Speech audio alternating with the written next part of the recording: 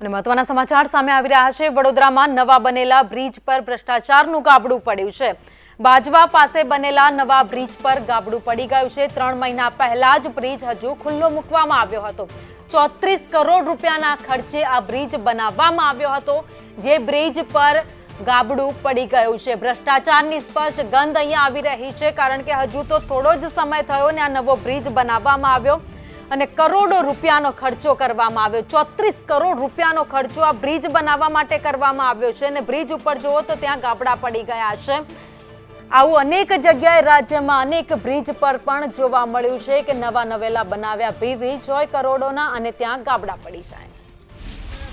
એમને કલાક ઉભા રહો તો બીજા ગાબડા પડે, પછી એવું કહેશે કે અહીંયા બી થાય છે આવા પેચવર્ક। એટલે ક્યાંક ને ક્યાંક પોતાના અધિકારીઓને કે કર્મચારીઓને ક્રેક પડવું બી સામાન્ય જણાવે છે। જો ક્રેક પડવું સામાન્ય હોય તો પછી બ્રિજ તૂટી જવો બી સામાન્ય થઈ જશે, લોકોના મૃત્યુ બી સામાન્ય થઈ જશે। એટલે પોતે બચવાનો ને અધિકારીને બચવાનો પ્રયાસ થઈ રહ્યો છે। આ ભારદારી વાહનો આપ નિહાળી શકો છો કે ભારદારી વાહનો અહીંયાથી એટલા માટે જાય છે કે બાજવા કરોડિયા આસપાસ ઇન્ડસ્ટ્રીઝ મોટી સંખ્યામાં આવેલી છે અને હજુ 3 મહિના થયા અને બ્રિજનું જે ગાબડું પડ્યું છે ક્યાંક ભ્રષ્ટાચારનો પુરાવો હોઈ શકે, પરંતુ સુપરવાઇઝર તો આને સામાન્ય કહી રહ્યા છે, તો પછી શું બ્રિજનું પડવું પણ હવે ગુજરાતમાં સામાન્ય વાત છે તેવા સવાલો ઊભા થયા છે। કેમેરા પર્સન નિકેશ વડન સાથે કુણાલ શર્મા, સંદેશ ન્યૂઝ, વડોદરા। તો વડોદરાનો આ નવો બનાવેલો બ્રિજ જોઈ લો। દ્રશ્યોમાં જે 34 કરોડના ખર્ચે બન્યો છે, અધધ રૂપિયા વાપરવામાં આવ્યા છે। બ્રિજ બન્યો તે સમયે વાહન વ્યવહાર પણ અટકાયો હતો, જેના કારણે ઘણા જ લોકો હેરાન પરેશાન થયા છે, વાહન ચાલકો। પરંતુ જ્યારે બ્રિજ બની ગયો અને ખુલ્લો મૂકવામાં આવ્યો ત્યારની આ સ્થિતિ જોઈ લો। માત્ર 3 જ મહિના થયા અને બ્રિજ પર ગાબડા પડવાની શરૂઆત થઈ ગઈ। તંત્ર તરફથી વારંવાર કહેવામાં આવે છે કે બ્રિજ બનાવીએ છીએ લોકોની સુવિધા માટે બનાવીએ છીએ, પરંતુ આ દ્રશ્ય જોઈને નથી લાગતું કે લોકોની ખરેખરમાં સુવિધા કરવાની તંત્રની દાનત હોય। વિરોધ કર્યો લોકોએ, બન્યો તો હવે ગાબડું પડી ગયું 3 મહિનામાં।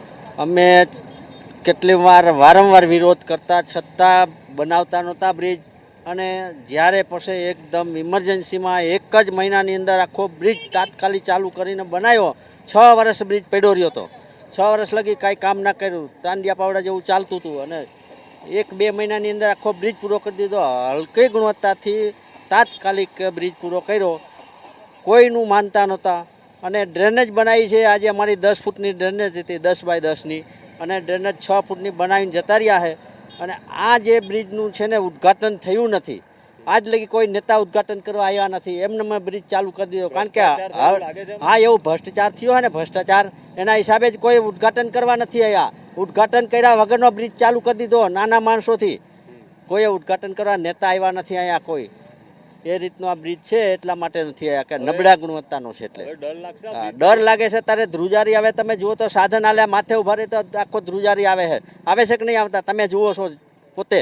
ગામના લોકોના માથે જીવનું જોખમ છે। હા, જીવનું જોખમ જ ને આ, કારણ કે આટલું બધું નબળા, એટલે અત્યારે હજી 6 મહિના બ્રિજમાં ગાબડું પડ્યું આટલું મોટું। અને કાલ સવારે મારું નામ કરશનભાઈ ચાવડા।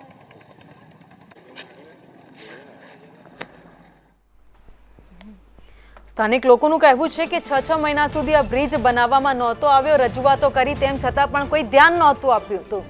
વિરોધ કરવામાં આવ્યો ત્યારે તંત્રના ધ્યાને છેલ્લે આવ્યું અને માત્ર 1 જ મહિનામાં આખો બ્રિજ બનાવી દીધો અને તૈયાર કરી નાખ્યો। લોકો કહી રહ્યા છે કે હલકી ગુણવત્તાની અહીંયા સામગ્રી વાપરવામાં આવી છે અને એના જ કારણે અત્યારે બ્રિજની પરિસ્થિતિ આ જોવા મળી રહી છે। હજુ તો 3 મહિના પહેલા જ અહીંયા આ બ્રિજ ખુલ્લો મૂકવામાં આવ્યો છે અને અત્યારે ગાબડા પૂરવાની કામગીરી તંત્ર કરી રહ્યું છે।